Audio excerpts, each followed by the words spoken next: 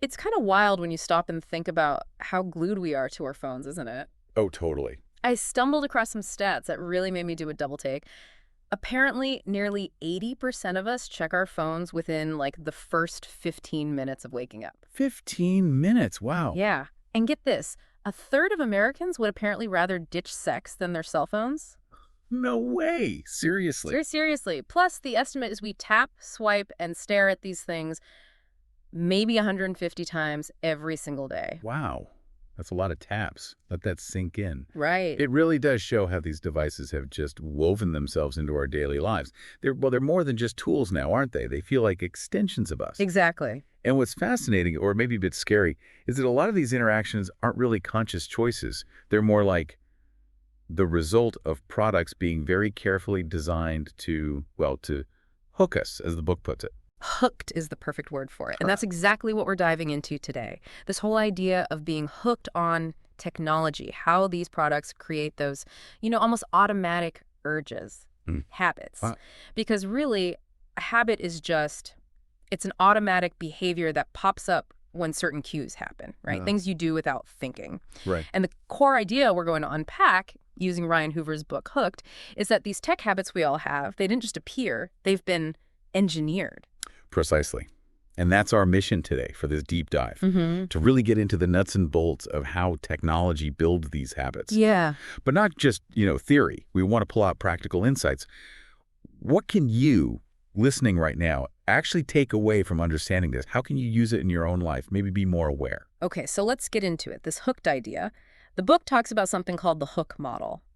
What's that about, in a nutshell? So the hook model is basically a 4-step cycle. Lots of habit-forming products use it, maybe without even calling it that. The steps are trigger, action, variable reward, and investment. Trigger, action, variable reward, investment. Got it. Yeah. And the idea is, by guiding users through these steps again and again, they start forming associations, especially with what are called internal triggers, like our feelings or just routines we already have. Okay. And eventually, the product just becomes part of their day, often without much conscious thought at all. All right, let's break that down then. Step 1, trigger. What kind of triggers are we talking about? Well, triggers are basically the spark plugs, right? The thing that kicks off the behavior. They can be external cues in your environment, or they can be internal, coming from your own feelings, or maybe habits you already have. Okay, like what? So the book uses this example of Barbara. She sees a photo on Facebook, maybe from a relative's trip. And since she's planning a similar trip with her brother Johnny, that photo, that's the external trigger, it grabs her attention because it connects to something she's already thinking about, and boom, she clicks. Right, okay. A visual cue that's relevant. Makes sense. What about other external triggers we see all the time? Oh, they're everywhere. Think about all those app icons on your phone screen, just sitting there, Yeah. staring at you. Those are what the book calls owned external triggers. They're constant reminders or push notifications. Instagram telling you a friend posted something. Classic external trigger designed to pull you right back in. Okay, but you mentioned internal triggers too. The book talks about this shift, right, from external to internal. How does that work? Yeah, and this is super important. The really successful habit-forming products, they get users to a point where they don't need those external pokes anymore. The goal is for the product to get linked up with an internal trigger. It becomes the go-to solution for a specific feeling or need. Think about Instagram again. Maybe at first you open it because you get a notification, right? External. Right. But over time, opening Instagram might become your automatic response to, say, feeling bored, or maybe that little pang of FOMO, fear of missing out. Ugh. Yeah, FOMO. I know that feeling. Right, so that feeling itself becomes the internal trigger. You feel it, you open the app. Almost automatic. That makes total sense. It's like, yeah, feeling a bit bored, and before you know it, your thumb is heading for Twitter or Pinterest or something. The boredom is the trigger. Exactly. So how did these companies figure out what those internal triggers are? It's not like we walk around saying, oh, I feel a bit lonely, time for Facebook. No, not usually. And that's where really understanding the user comes in, on a deeper level. Okay. The book makes this great point about declared preferences versus revealed preferences. What people say they want often isn't what their actions show they want. Interesting. So you can't just ask them. Well, you can ask, but you might not get the whole story. You really need to observe their behavior. What do they actually do? Yeah. That reveals the true drivers. So how do you dig deeper than what people just say? One really useful technique the book mentions is the 5 whys method. The 5 whys. Yeah. It sounds simple, but it's powerful. Yeah. You just keep asking why, usually about 5 times, apparently, to get to the root cause, the real underlying emotion. Huh. Can you give an example? Sure. They use this example of Julie in her email. So why does she use email? Well, to send and receive messages. Okay, why? To share and get info quickly. All right, why that? To know what's going on, stay in the loop. Why does that matter? To know if someone needs her help. And finally, why does she care about that? Okay, why? Because she has this underlying fear of being out of the loop, of missing something important. Wow, okay. That drills down pretty fast. It does. That negative emotion, that fear, becomes a really potent internal trigger. It's kind of unsettling how effective it can be for designers to tap into that. Yeah, I can see that. So these internal triggers are often tied to these basic human needs and emotions. Like the book mentions boredom for Pinterest. Or stress, also maybe Pinterest. Loneliness for Facebook or Twitter. Right. And that FOMO thing for Instagram. Exactly. These products basically position themselves as the fix for these common emotional pains. And once your brain makes that connection, that internal trigger is incredibly good at driving you back again and again. Okay, trigger. Got it. What's next in the hook model? Next up is the action phase. Action. Okay. This is simply the behavior the user actually does, anticipating that reward they're hoping for. So back to Barbara in the Facebook photo, her action is just clicking on it. Right. Seems simple enough, that click. But what makes someone actually take the action? Sometimes you see a trigger, but don't act, right? Absolutely. Yeah. And that's where the fog behavior model is really helpful. It's summed up as BMA. BNL2. Yeah. Behavior equals motivation plus ability plus trigger. Okay. The model basically says for any behavior to happen, you need all 3 of those things. Motivation, ability, and a trigger to be present at the same time, and crucially above a certain threshold. All 3 have to be there. Yep. If even 1 is missing or 2 weak, the action just won't happen, even if the trigger is staring you in the face. Can you give an example of 1 being missing? Sure. Think about your phone ringing. That's the trigger. But you don't answer. Why not? Maybe I don't want to talk to them. Right. That's lack of motivation. Or maybe you do want to answer, but your phone is buried deep in your bag and you can't get to it in time. Okay. That's lack of ability. Exactly. Or maybe the call is super important. You want to answer, your phone's right there. Right. But you accidentally left it on silent. Right. The trigger didn't actually reach me. Precisely. No trigger perceived, no action. So yeah, all 3 need to line up. Okay, that makes it really clear. So let's dig into motivation and ability a bit more. Motivation first. What gets us wanting to do something? Well, motivation is just that energy, that desire to act. And obviously what motivates one person might not motivate another at all. True. The book mentions examples from advertising, like, remember Obama's Hope poster? Tapped into a desire for change. Yeah. Or the old classic sex cells appealing to pleasure. Or think about beer ads showing friends having fun together, that social connection. Even negative stuff like fear. Those ads for motorcycle helmets showing accidents. Those are motivators too. Right. The key is knowing your audience, what they care about. Right. And then ability, how easy it is to actually do the thing. The book quotes someone, Dennis Hopley, saying easier equals better. Seems obvious, but... It is, but it's profoundly important in tech. Any product that makes a task significantly easier, less physical effort, less thinking, is way more likely to catch on. Yeah. Think about just getting online. Remember dial-up? All those steps, the weird noises. Oh, God, yes. The screeching. Right. Now it's just always on, high speed, instant. Removing those steps, making it easier. Usage exploded. The book also has that great quote from Evan Williams, the Twitter guy. Take a human desire, identify that desire, and use modern technology to take out steps. That's such a perfect summary of so much innovation. Blogger made it way easier for anyone to write online. Bam, explosion of blogs. Yeah. Twitter, even with that 140-character limit initially, actually made sharing quick thoughts easier for many people. True. Less pressure. Yeah. And now look at Pinterest, Instagram, making visual sharing super simple. It's always about reducing friction, taking out steps. So how do companies actually do that? Make things easier? Several ways. Simplifying the task itself, obviously. Cutting down the number of steps is huge. Think about sign in with Facebook or sign in with Google. Oh, yeah, that saves so much hassle. Totally. It removes the whole create a new account chore. Making things intuitive is another big one. Google's homepage. Super clean, simple. You know exactly what to do. Right. Or get into the camera on your iPhone right from the lock screen. That's reducing steps. Pinterest's infinite scroll, you don't even have to click next page. It just keeps feeding you content. Less effort. Way less effort. And the book makes the point that often making something easier is much more effective than trying to somehow magically boost someone's motivation. That makes a lot of sense. If it's a pain, even if I kind of want to do it, I might just not bother. The book also mentioned how Twitter changed its homepage over time.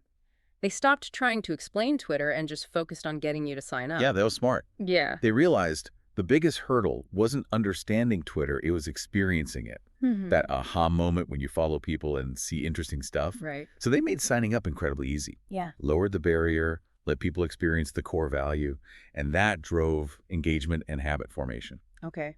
And quickly, the action phase also mentions heuristics.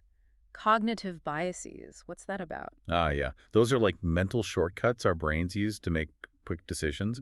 Product designers can leverage these. Right. Like the scarcity effect, we tend to want things more if we think they're rare or running out. Think limited time offer. Okay. Or the endowed progress effect. You know when LinkedIn shows you that profile completion bar, and it's like 75% full. Yeah. Makes you want to finish it. Exactly. Huh. It makes you feel like you've already started, so you're more likely to complete the action. These are subtle nudges. Sneaky. Okay, so we've been triggered. The action was easy enough. What's next? Phase 3. Phase 3, variable reward. This is where the user gets what they came for, what they were anticipating when they took the action. The reward. Right. But the key word here, and the book really stresses this, is variable. Variable, meaning unpredictable. Exactly. Predictable rewards. Yeah. Well, they get boring fast. Think about your fridge light.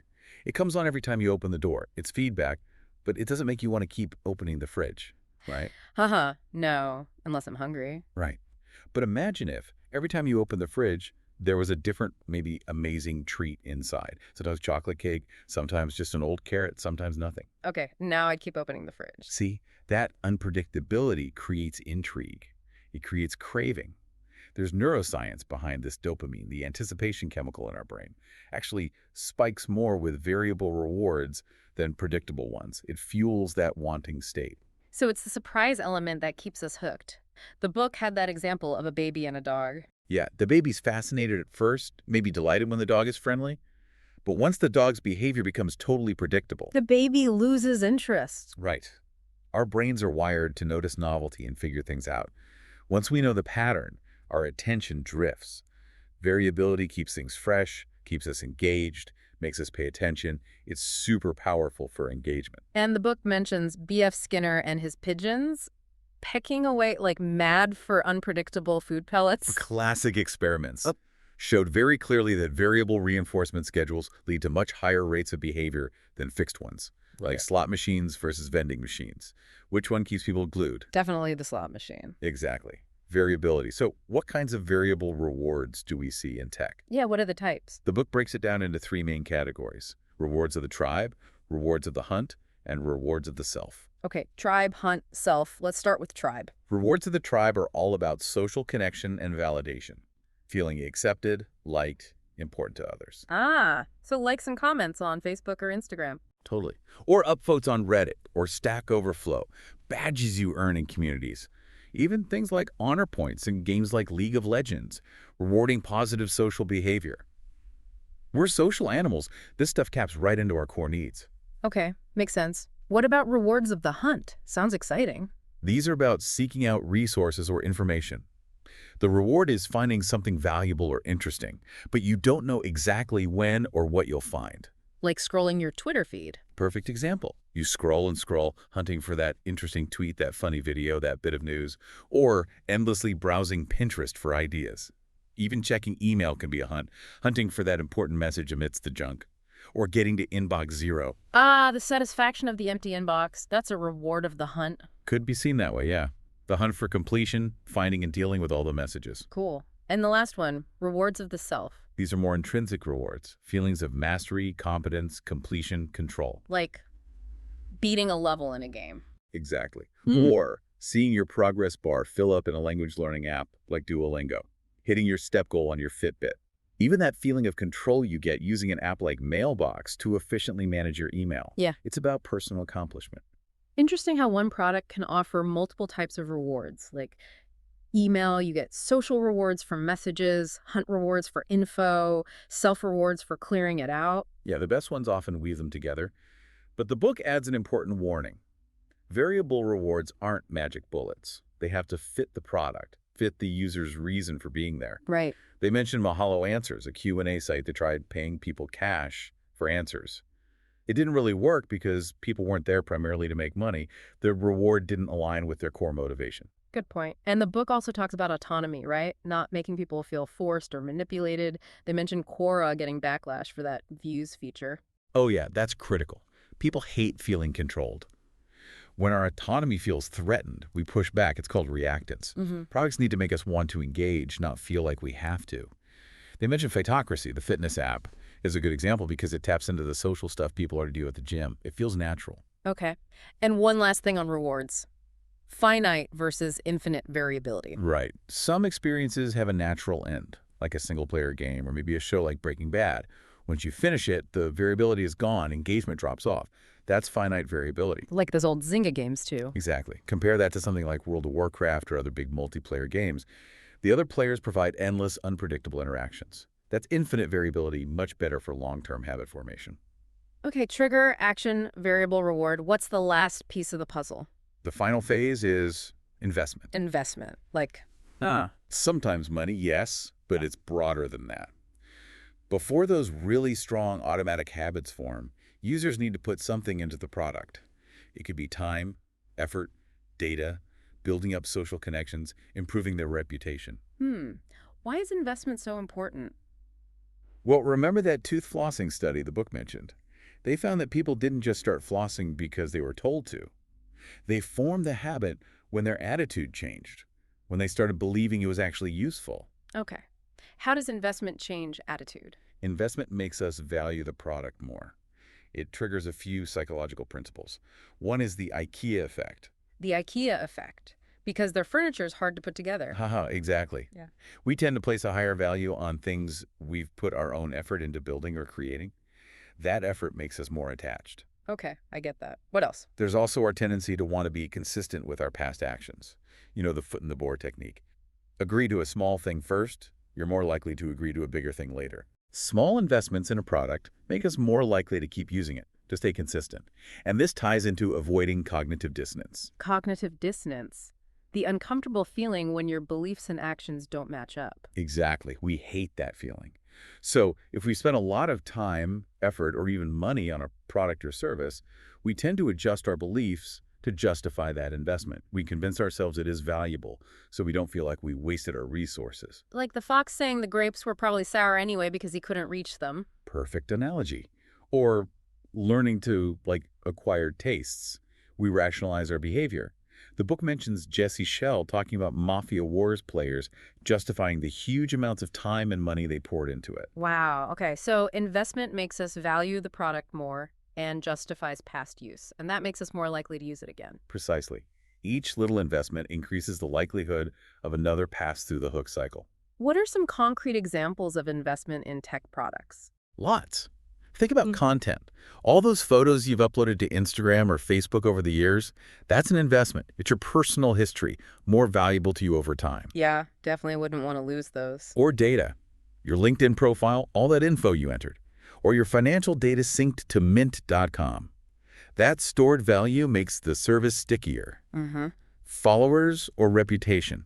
Building up a following on Twitter or a good seller rating on eBay or positive reviews as an Airbnb host, that's social capital invested in that specific platform. Switching costs become high. Right, you'd lose all that. And even just skill or time. Learning how to use a complex piece of software or customizing your music streaming service with playlists and preferences, that's an investment too. And these investments often set up the next trigger, right? Exactly. That's the genius part. Investment often loads the next trigger. You swipe on Tinder, investment of effort data. That leads to potential match notifications, trigger.